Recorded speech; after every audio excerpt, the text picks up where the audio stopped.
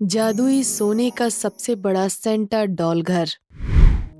राजू अपनी मम्मी के साथ किराए के घर में रहता था। वो लोग बहुत ही गरीब थे, पर राजू फिर भी बहुत नेक दिल और दयालु स्वभाव का था। एक दिन राजू की मम्मी उसे कहती है, बेटा राजू, तुम्हारे पापा ने हमारे लिए जितने भी पैसे जमा किए थे, अब धीरे धीरे वो सब खत्म हो रहे हैं। तो मैं सोच रही हूँ कि कुछ काम करना शुरू कर देती हूँ। मैं भी आपके साथ काम करूँगा माँ। नहीं बेटा, तुम सिर्फ अपनी पढ़ाई पर ध्यान दो। जैसे तैसे करके तुम्हें स्कूल भेजती हूँ। अगर तुम पढ़ाई नहीं करोगे तो तुम बड़े आदमी कैसे बनोगे? ठीक है मम्मी। राजू की माँ घरों में खाना बनाने का काम शुरू कर देती है। फिर एक दिन राजू स्कूल से वापस आ रहा था, तभी उसे सड़क किनारे एक बच्चा ठंड में नंगे पैर दिखाई दिया। तुम इतनी ठंड में नंगे पैर क्यों बैठे हो? भैया, मेरे पास पैरों में पहनने के लिए कुछ भी नहीं है। क्यों? तुम्हारे माता पिता तुम्हें एक जोड़ी चप्पल या जूते नहीं दिलवा सकते? भैया, मैं अनाथ हूँ। मेरा इस दुनिया में कोई भी नहीं है।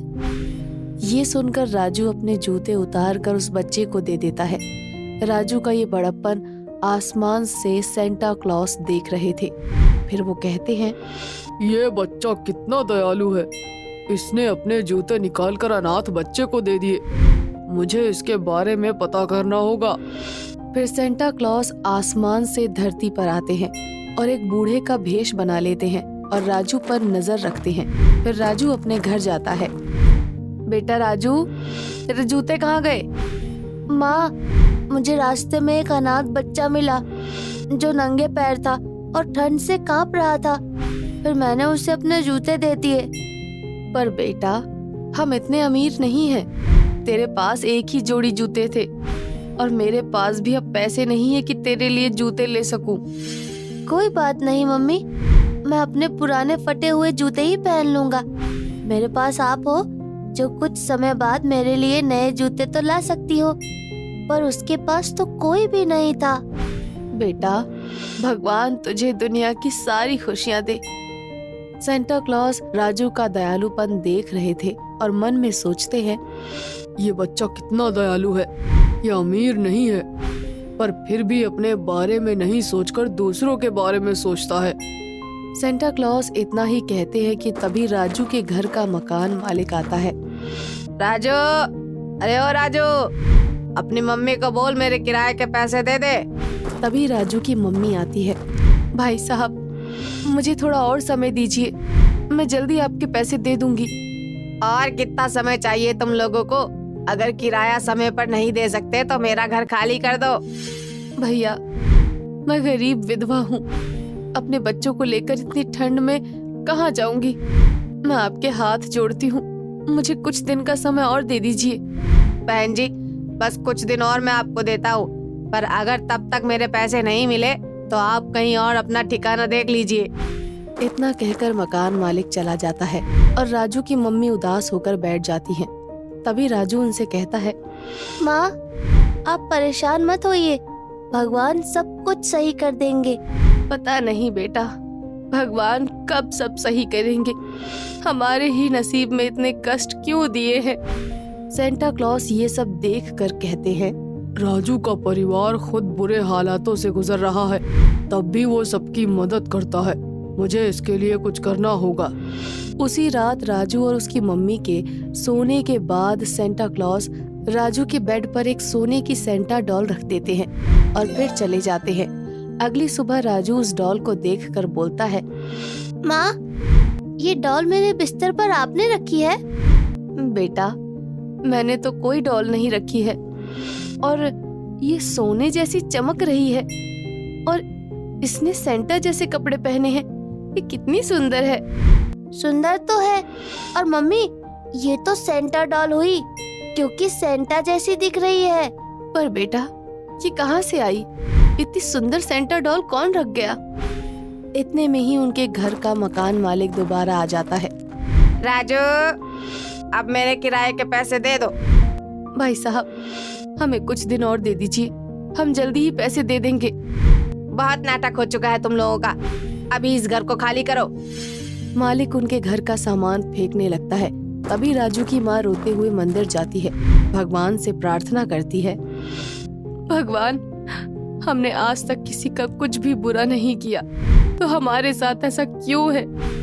अपना कोई तो फरिश्ता भेजिए जो हमारी मदद कर सके। सेंटा डॉल वहीं रखी हुई थी, तो वो राजू की माँ की बात सुन लेती है और अपनी आंखें झपकाती है और वहाँ बहुत सारे पैसे प्रकट हो जाते हैं। तभी राजू आता है। माँ माँ, आंखें खोलिए, देखो कितने सारे पैसे। जैसे ही उसकी माँ अपनी आंखें खोलती है तो वो देखती है वहाँ पैसों का ढेर लगा हुआ था। बेटा राजू, ये पैसे कहाँ से आए?